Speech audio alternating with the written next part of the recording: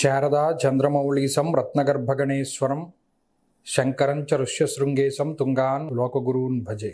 శృంగేరి శారదాపీఠ ఉభయ జగద్గురుల యొక్క పాదపద్మాలకి నమస్కారం చేసుకుంటూ, జ్యోతిష్ శాస్త్రాన్ని భావతరాల వారికి ప్రసాదించిన ఋషుల యొక్క పాదపద్మాలకి నమస్కారం చేసుకుంటూ, అలాగే నాకు ఈ జ్యోతిష విద్యను నేర్పిన గురువర్యులు జ్యోతిష బ్రహ్మ కీర్తిశేషులు శ్రీ ఏరంకి సూర్యనారాయణమూర్తి గారు, సూర్యశ్రీ దైవజ్ఞ గారి యొక్క పాదపద్మాలకి నమస్కారం చేసుకుంటూ, ఓం శ్రీ మహాగణాధిపతి నమః, శ్రీ గురుభ్యో నమః, హరి ఓం. వీక్షకులందరికీ నమస్కారం.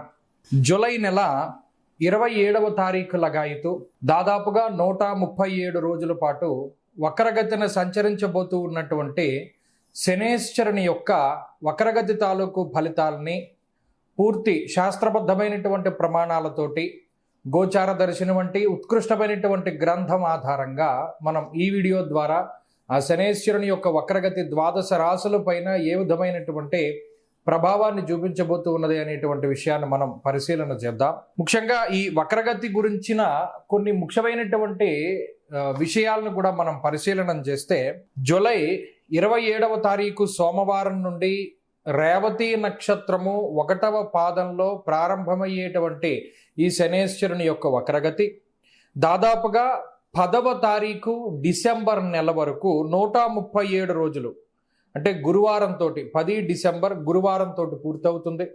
137 రోజుల పాటు ఉత్తరాభాద్ర 4వ పాదము, ఉత్తరాభాద్ర 3వ పాదంలోకి శనేశ్వరుని యొక్క వక్రగతి కొనసాగుతుంది. ఇక్కడ కొన్ని ముఖ్యమైనటువంటి విషయాలు ఏంటి అంటే, 350 డిగ్రీల 36 భాగాల్లో ప్రయాణిస్తూ ఉన్నటువంటి శనేశ్వరుడు వక్రగతిని ప్రారంభించి 343 డిగ్రీల 47 భాగాల వరకు కూడా ఆయన సంచారం జరుగుతుంది. ఇది నేను చెప్తూ ఉన్నటువంటిది కృష్ణమన్స్ ఎఫిమెరీస్ ఆధారంగా చేసుకుని నేను ఈ ఫలితాలను చెప్పడం జరుగుతూ ఉన్నది. అలాగే ముఖ్యంగా గోచారమందు వక్రించినటువంటి ఫలితాలు స్పష్టంగా మూల గ్రంథాల్లో ఎక్కడా కూడా చెప్పబడి లేవు. ఈ విషయాన్ని మనం దృష్టిలో పెట్టుకోవాలి. ఎందుకంటే ఋషులు చెప్పినటువంటి విషయాలన్నీ కూడా రుజు మార్గంలోనే, అంటే ముందుకు ప్రయాణం చేస్తూ ఉన్నటువంటి గ్రహాలకు సంబంధించి, ఫలానా గ్రహం ఇక్కడ ఉంటే ఈ ఫలితం, అక్కడ ఉంటే ఆ ఫలితం అని చెప్పడం జరిగింది తప్పితే, ఫలానా గ్రహం వక్రించినప్పుడు గోచారంలో ఈ ఫలితం ఉంది అని ఏ ఋషి కూడా మనకి చెప్పలేదు. ఈ విషయాన్ని స్పష్టంగా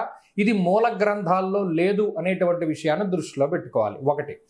2, కానీ వక్రించినటువంటి గ్రహాలు జాతకంలో లగ్నాత్తు ఏ విధమైనటువంటి ఫలితాలని ఇస్తాయి అనేటువంటిది మూలాల్లో ఉన్నది, మూల గ్రంథాల్లో ఉన్నది. అంటే గ్రహాల తాలూకు అవస్థల గురించి మాట్లాడినప్పుడు ఋషులు కొన్ని మాటలు చెప్పారు.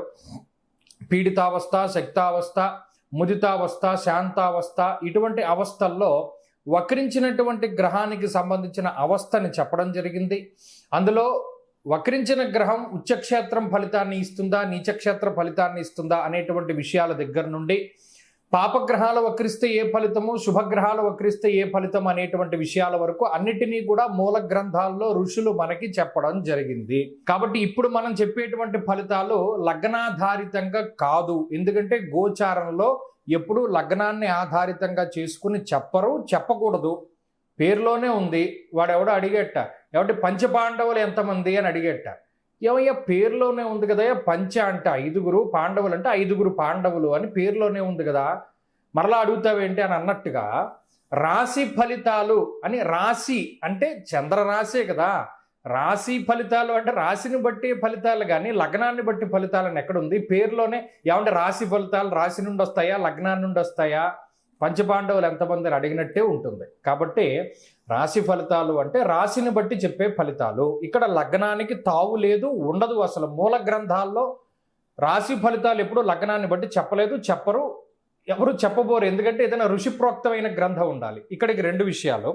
సరే, మరి ఈ గోచార ఫలితాలు వక్రించినటువంటిది మీరు ఎలా చెప్తున్నారు అంటే, చరిత్రకారులు కొంతమంది ఉంటారు, నా బోటు వాళ్ళు, మీ బోటు వాళ్ళు.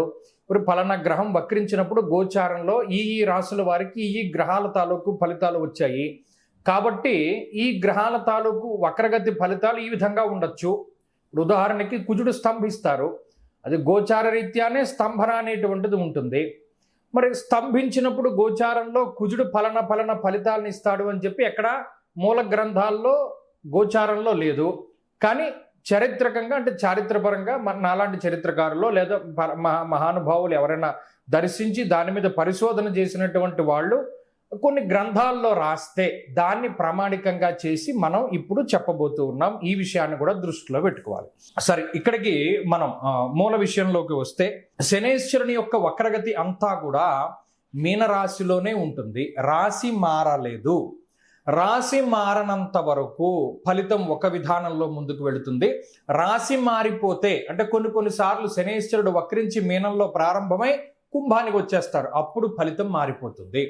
కొంతమంది వక్రించినది మీనంలో కదా కాబట్టి కుంభ ఫలితాన్ని ఇస్తారు, కాబట్టి మేషరాశి వాళ్ళకి ఈయన యోగకారకంగా ఉంటారు అనే విధంగా కూడా మాట్లాడవచ్చును. ఇది వాళ్ళ ఇండివిజువల్ ప్రాస్పెక్టివ్ తప్పితే దీనికి ఆధారం అనేటువంటిది మూల గ్రంథాల్లో లేదు. బహుశా ఏదైనా చరిత్రకారులు వారికి ఆ విధంగా చెప్పి ఉండొచ్చు. కాబట్టి ఇక్కడ అనేక రకాల డిస్ప్యూట్స్ రావడానికి కారణం ఇదే అవుతుంది. మూల గ్రంథాల్లో ఎక్కడా దీని ప్రస్తావన లేదు. ఒరిజినల్గా అయితే మనం చెప్పక్కర్లేదు, కానీ ఇప్పుడు ఉండేటువంటి ఆధునిక పరిస్థితులకు తగ్గట్టు చెప్పవలసిన అవసరం ఉన్నది. ఇక ఫలితాల్లోకి వెళితే, వృశ్చిక రాశి వారికి పంచమ స్థానమందు శనేశ్వరుని యొక్క వక్రగతి ఇది కొంత కుటుంబ పరంగా కానీ అది మీ ఆలోచన ధోరణి మీద కానీ ఎక్కువ ప్రభావాన్ని చూపెడుతూ ఉంటుంది. సాధారణంగా శనేశ్వరుడు పంచమంలో ఉన్నప్పుడు కార్యహానిర్ మనస్తాప జ్ఞాత వ్యాజ్య కలాపహం అన్నారు. అంటే ఏదో ఒక కార్యభంగము, అంటే ఏది ప్రారంభించినా అవ్వకపోవడం, మన జ్ఞాతులతోటి ఎక్కువ వైరం జరుగుతూ ఉండడం ఇత్యాది విషయాలతోటి బుర్ర పాడైపోతూ ఉండడం ఇలా కలగజేస్తూ ఉంటారు. అయితే ఇక్కడ సొంత బంధువులు, సొంత కుటుంబ సభ్యులే మనకు వ్యతిరేకంగా ఉన్నారనేటువంటి భావనను కలగజేస్తాడు. ఇది భావన మాత్రమే, మీరు అది గుర్తుపెట్టుకోవాలి. మన కుటుంబ సభ్యులు మనకు వ్యతిరేకంగా ఉన్నారు, లేకపోతేనేమో ఇప్పటివరకు మనం పోషించినటువంటి వారు మనకు వ్యతిరేకంగా ఉన్నారు, మనం ఇంత కష్టపడి వీడి కోసం పనిచేస్తే వీళ్ళేంటి మనకు వ్యతిరేకంగా ఉన్నారు అనేటువంటి భావన కలుగుతుంది. సరే, దాని నుండి కొంత బయటకు రాగలిగితే శనేశ్వరుడు ప్రభావం నుండి ఆల్మోస్ట్ బయటకు వచ్చేసినట్టు, కానీ రావడం చాలా కష్టం. మానసికంగానే ఎక్కువ ఇబ్బంది పెడతారు. ఏది చూసినా ఎవరేం మాట్లాడుకుంటూ ఉన్నా మన గురించేనేమో అనేటువంటి భావన కలుగుతుంది. అంటే ఇక్కడ ఏంటి అంటే చెడు ఆలోచనలు, ఎక్కువ దీన్ని ఏమంటారు ఆత్మాభిమానం, అతి ఆత్మాభిమానము, ఎవరైనా ఏదైనా మాట్లాడుకుంటూ ఉంటే మన గురించేనేమో అనేటువంటి భావన కలగడము ఇత్యాది విషయాల ద్వారా ఎక్కువ బాధ పెడతారు. సరే, ఇది మానసికమైన బాధే కాబట్టి కొంచెం మనం దాటగలిగితే బయటపడిపోతారు తప్పితే మిగతా ఏ విషయాల మీద ఈయన ప్రభావం లేదు.